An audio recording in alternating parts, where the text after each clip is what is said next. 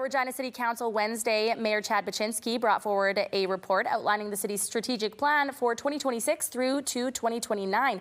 The goal, he said, is to focus priorities on infrastructure, vibrancy, livability and prosperity, and to set the stage for intentional growth and community connection, as well as economic opportunity. To take us more through these details, we welcome him to the studio now. Good morning. Good morning. So that's a lot that was discussed on the table yesterday. It's a big goal. Let's start with infrastructure. What do you want to see happen there through until 2029? Yeah, I think, infrastructure, I've talked quite a bit about how we have a quite substantial infrastructure deficit, approximately $750 million that we're looking to catch up on. And so, there is a focus area and a priority to tackle that, to make sure that we, mitigate risk and make sure we're building the core needs of infrastructure for our city.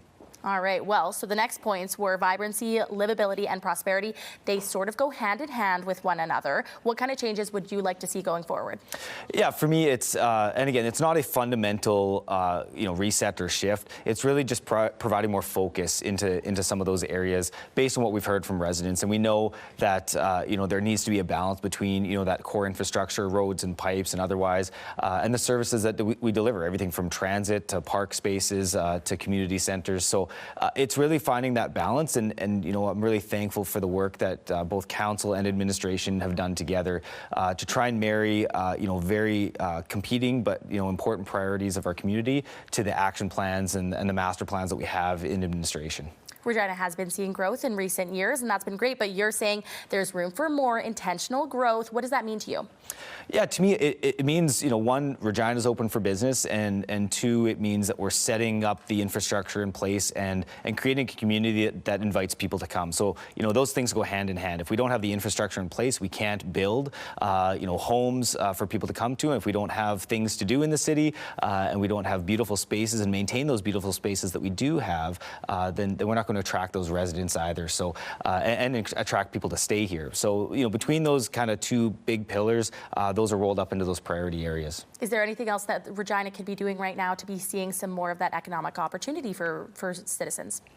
I think it's really just having those priority focus areas. I think I think sometimes, and this is in general, we get spread thin, and just providing more focus and priority. And I think if we focus in on the areas that are going to have the biggest impact for our community, I think we'll see some very intentional growth. All right. Well, moving away from the strategic plan, we're going to talk about the Safe Spaces Act. That was brought up again last night. What's the update?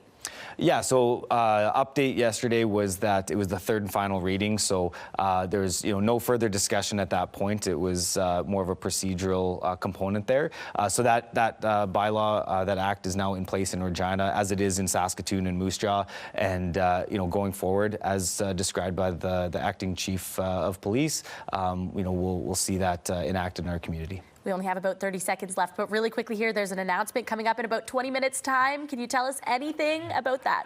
I don't want to get too into anything, but I can tell you it's something very exciting. I hope everybody tunes in at 8 o'clock. I think everybody will be very, very excited what's to come to Regina. All right. Thank you so much for your time this morning. That was Regina's Mayor Chad Bachynski.